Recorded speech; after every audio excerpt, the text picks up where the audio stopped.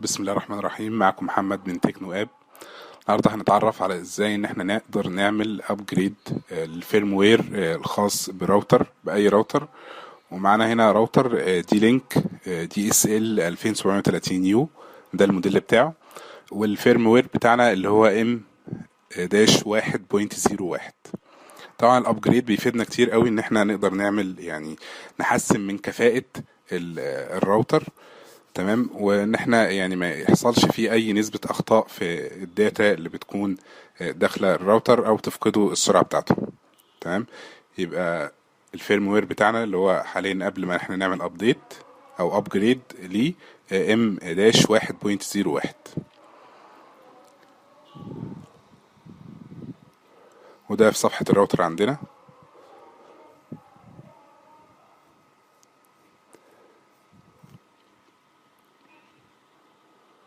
طبعا بننزل الملف الخاص بالابجريد او بالفيرم وير عن طريق موقع دي لينك من مينتيننس. تاني حاجة اللي هي فيرم وير ابديت وليس السيستم. تمام، هندخل على الموقع دي لينك،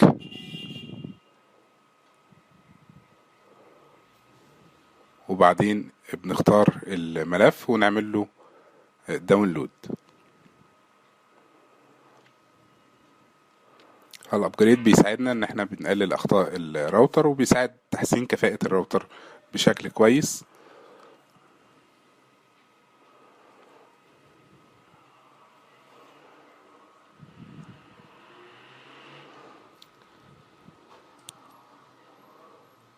تمام، صفحة الراوتر اهي معانا.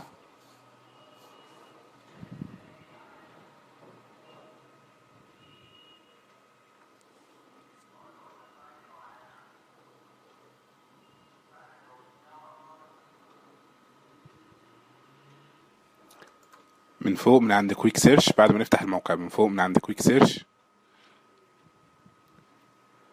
هنضغط عليه ونختار نضغط او نختار راوتر، وبعد كده نختار الموديل بتاعنا.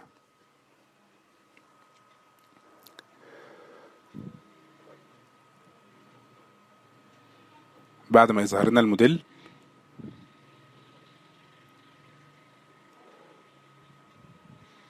يبقى نكتب هنا او نختار راوتر، وبعد كده نختار الموديل بتاعنا اللي هو حاليا الراوتر دي لينك دي اس ال 2730 يو. تمام، طبعا لو اي نوع راوتر تاني زي اسوس او تي بي لينك تقريبا نفس الفكرة بتاعته. نخش على موقع الشركة نفسها، وبعدين بنختار البرودكت، ومن البرودكت ونعمل له داونلود. تمام، اهو ظهر معانا ده الراوتر بتاعي. هنضغط هنا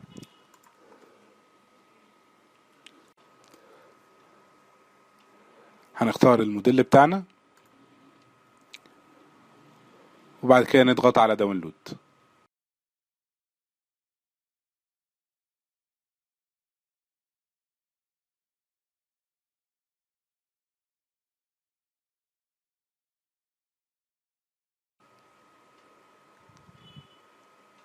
تمام،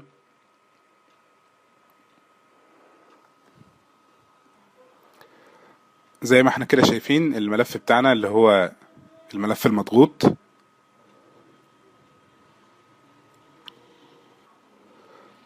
زي ما احنا شايفين الملف المضغوط هنعمل له فك ضغط ونختار الملف. هنختار الملف اللي هو ويب ابلود اي ام جي. تمام، بعد ما بنعمل للملف ابلود اللي هو ويب ابلود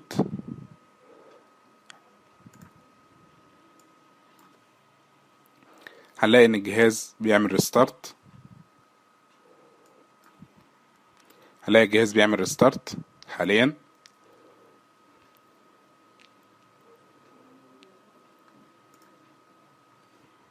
بعد ما يخلص العداد بتاع الريستارت هيرجع تاني، ونلاقي ان الجهاز فعلا اتعمل له ابجريد ام اي 1.04. تمام، طبعا الجهاز هيفصل نت اللي هو الراوتر وهيرجع تاني من يشتغل زي ما احنا شايفين فيرموير فيرجن ME 1.04. اتمنى اكون افدتكم. ما تنسوش تعملوا لايك وشير للفيديو. شكرا لكم.